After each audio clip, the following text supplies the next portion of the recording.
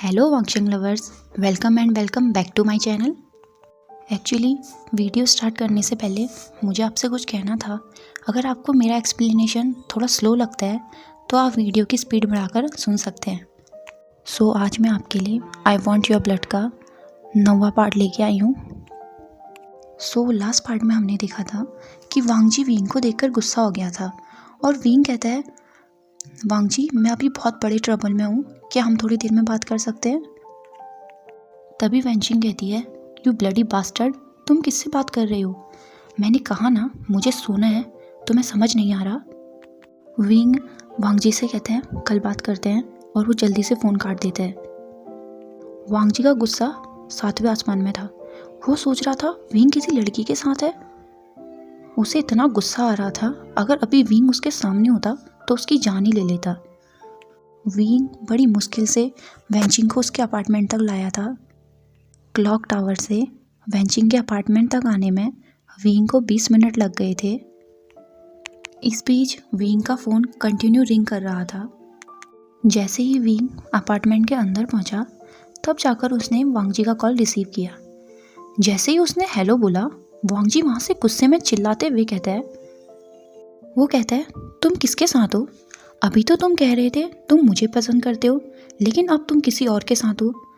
तुम मुझे अकेला छोड़ के आ गए किसी और के लिए। विंग ने वांगजी को समझाने की बहुत कोशिश करी, पर वांगजी था वो समझने का नाम ही नहीं ले रहा था। वो कंटिन्यू विंग के साथ गुस्सा करे जा रहा था। काफ़ी देर ऐसे ही बोलने के बाद वांगजी शांत होता है। तब विंग कहता है, क्या अब मैं बोल सकता हूँ? वांगजी अभी भी बहुत ज़्यादा गुस्से में था, लेकिन उसे विंग का एक्सप्लेनेशन सुनना था। विंग ने कहा, मैं वेंचिंग के साथ हूँ। और क्या कहा तुमने? मैं किसी और के लिए तुम्हें छोड़ के आया? तुम ऐसा सोच भी कैसे सकते हो? तुम्हें पता है मैं कितने ज़्यादा ट्रबल में हूँ? वेंचिंग ने मेरे ऊपर वॉमिटिंग कर दी है। ये सुनकर वांगजी थोड़ा सॉफ्ट हुआ और उसने कहा, वो इतनी ड्रंक क्यों हुई? तो विंग कहता है, मुझे कैसे पता होगा, मैं तो तुम्हारे साथ था।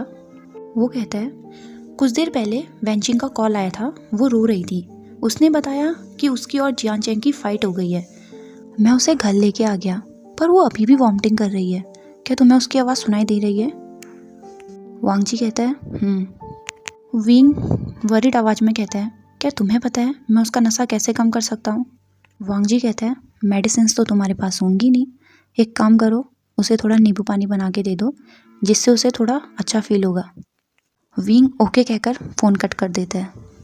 जब विंग किचन में था, वेंचिंग काउच में आके बैठ गई थी। उसकी बॉडी से अल्कोहल की बहुत गंदी स्मेल आ रही थी। विंग उसे नींबू पानी पीने को देता है, पर वेंचिंग वो भी उसके ऊपर ही वॉमिटिंग कर देती है। विंग गुस्से में कहता है, वेंचिंग मैं तुम्हारी जान ले लूँगा। लेकिन वेंचिंग उसको देखकर जोर जोर से हंस रही थी। अब विंग को बहुत गुस्सा आ गया था। उसने वेंचिंग से कहा, आई एम सॉरी, पर यह करने के लिए तुमने मुझे मजबूर किया है। और उसने उसके नेक के पीछे जोर से हिट कर दिया और वो वहीं पर बेहोश हो गई। विंग ने उसे अच्छे से काउच में लिटा दिया और उसे ब्लैंकेट उड़ा दिया। वेंचिंग के अपार्टमेंट में 2 कमरे थे, एक वेंचिंग का और दूसरा विंग का, क्योंकि कार एक्सीडेंट से पहले वेंचिंग और विंग साथ रहते थे। विंग जल्दी अपने रूम में जाता है। उसकी बॉडी से बहुत गंदी स्मेल आ रही थी। उसने जल्दी जल्दी शावर लिया, तब जाकर उसे थोड़ा अच्छा लगा। जब वो शावर लेकर वापस आया, उसके फ़ोन में वांगजी का कॉल आ रहा था। वांगजी ने कहा, क्या वो ठीक है? विंग ने कहा, हाँ वो ठीक है, वो सो रही है। वांगजी कुछ और भी कहना चाहता था, पर विंग ने कहा, मैं काफ़ी थक गया हूँ, हम कल बात करते हैं।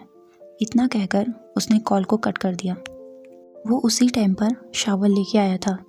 उसके हेयर वेट थे और उसकी बॉडी पर सिर्फ एक टॉवल ही था, पर वो इतना ज़्यादा थक चुका था कि उसके पास अपने हेयर ड्राई करने के लिए भी एनर्जी नहीं थी।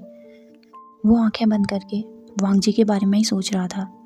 तभी उसे याद आता है कि वेंचिंग ने किसी डायरी के बारे में बात करी थी जो मैट्रेस के नीचे है। विंग जल्दी उठा और उसने पूरे बेड को सर्च किया, पर उसे कोई डायरी नहीं मिली।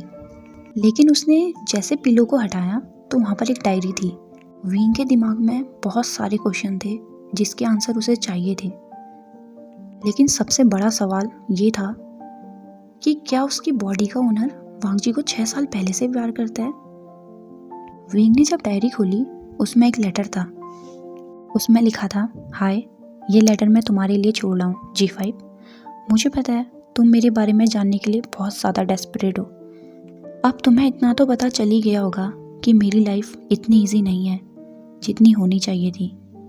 मेरा नाम मुशेन्यू है। ओके गाइज, अब मैं आपको मुशेन्यू की स्टोरी बताने वाली हूँ, तो चलो स्टार्ट करते हैं। तुम सोच रहे होगे कि अगर मेरा नाम मुशेन्यू है तो लोग मुझे वींग क्यों कहते हैं। वेल, इसका आंसर तुम्हें डायरी में मिल जाएगा।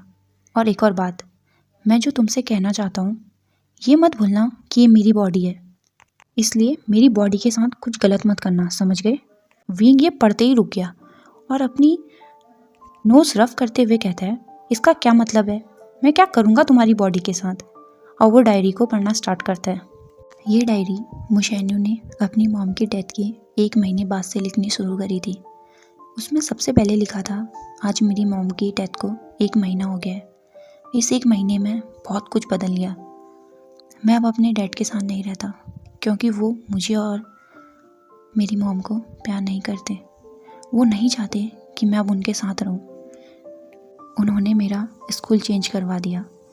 मेरे नए स्कूल में मेरा नाम वींग है क्योंकि मुशेन्यू नाम मेरी मॉम ने मुझे दिया था, इसलिए मेरे डैड ये नाम पसंद नहीं करते। पहले सब ठीक था, डैड मॉम को बहुत प्यार करते थे, लेकिन मॉम की डेथ के बाद वो मुझसे और मेरी मॉम से बहुत नफरत करते हैं। मुझे इसका रीज़न नहीं पता और मैंने कभी जानने की कोशिश भी नहीं करी। मेरे नए स्कूल में मुझे एक क्लासमेट मिली जो बहुत अच्छी है। वो मेरी बेस्ट फ्रेंड है, मुझे सबसे ज़्यादा समझती है। अब मैं उसके साथ रहता हूँ। उसके मॉम और डैड नहीं है, बस उसका एक भाई है, वो भी चाइना में नहीं रहता। अब हम उसके अपार्टमेंट में रहते हैं। देखा जाए तो मेरी फ्रेंड होने के साथ साथ मेरी लैंडलेडी, मेरी सिस्टर और मेरी फैमिली भी है। जब वींग ने पेज को टर्न किया तो लगभग 20 पेज खाली थे। 21वें पेज में लिखा था, आज मेरी ज़िंदगी का सबसे ब्यूटीफुल डे है क्योंकि आज मैं उससे मिला। हमारे स्कूल में आज एक सेमिनार था। टॉप 5 कॉलेज के मेडिकल स्टूडेंट हमारे स्कूल में प्रोजेक्ट के लिए आए थे। जब रात को मैं अपनी पार्ट टाइम जॉब से लौट रहा था तब बारिश हो गई और मैं बुरी तरीके से भीग गया था और सुबह मुझे बुखार था। हालांकि मुझे सेमिनार में जाना पसंद नहीं है, पर एज अ स्टूडेंट वहाँ जाना मेरी रिस्पॉन्सिबिलिटी है। आज मैं लेट उठा था, मेरे सर में बहुत ज़्यादा दर्द था। वेंचिंग की परफॉर्मेंस थी, इसलिए वो स्कूल जल्दी चली गई। जैसे तैसे मैं स्कूल के लिए रेडी हो गया, पर मुझे चक्कर आ रहे थे।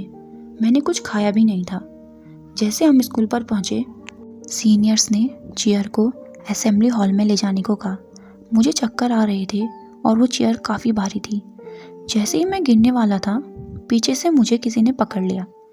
डर के मारे मैंने अपनी आंखें बंद कर ली थी। तभी किसी की सॉफ्ट वॉइस मेरे कानों में आई, तुम ठीक हो ना। वो कामिंग वॉइस मुझे अच्छे से याद है। पहली बार मुझे किसी अनजान इंसान की आवाज़ इतनी ज़्यादा केयरिंग और पीसफुल लग रही थी। जब मैंने अपनी आंखें खोल के उसे देखा, उसकी आंखें जो किसी एंजल की तरह थी। उसके लिप्स बिल्कुल पिंक थे और उसका फेस एक्सप्रेशन लेस था, पर इसके बावजूद भी वो किसी भी इंसान को उसका एडिक्ट बना सकता था। मैं बस उसकी आंखों में ही देख रहा था। मुझे महसूस हुआ कि वो मुझसे कुछ पूछ रहा है, पर मैंने कुछ नहीं सुना क्योंकि मेरा पूरा ध्यान उसकी आंखों में ही था।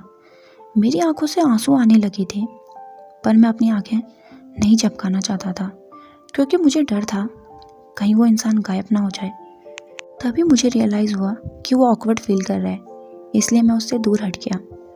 मुझे एम्बैरेसिंग फील हो रहा था। तभी उसने मुझसे कहा, मैं तुम्हें कुछ देर से ऑब्जर्व कर रहा हूँ, तुम्हें कोल्ड है।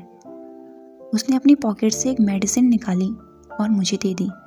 उसने मुझसे पूछा, क्या तुमने ब्रेकफास्ट किया? मैंने सर हिलाकर मना कर दिया। तो उसने अपने बैग से एक सैंडविच निकाला जो उसने मुझे दिया। उसने मुझसे कहा, ब्रेकफास्ट करके मेडिसिन ले लेना, ओके? और वो वहाँ से चला गया। मैं बस उसे ही देख रहा था। मेरी हार्ट बीट बहुत ज़्यादा फास्ट हो गई थी। मुझे ऐसा लग रहा था जैसे मेरा दिल उछल के मेरे हाथों में आ जाएगा।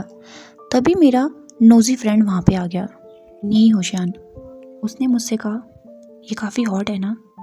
मैं उसे ही देख रहा था। मैंने कहा हाँ, वो बहुत ज़्यादा हैंडसम है। उसने मुझे बताया कि ये उसके ब्रदर का फ्रेंड है, लेन वांजी। उसका नाम सुनकर मैं ब्लश कर रहा था। तब मेरे फ्रेंड ने मुझे बताया कि वो सेकेंड ईयर का मेडिकल स्टूडेंट है और वो बहुत ज़्यादा इंटेलिजेंट है। उसे टॉकेटिव लोग पसंद नहीं है क्योंकि वो बहुत कम बात करता है। उस दिन मेरी लाइफ में वांगजी आया था, my inspiration and my love. उस रात को मैं सो नहीं पाया।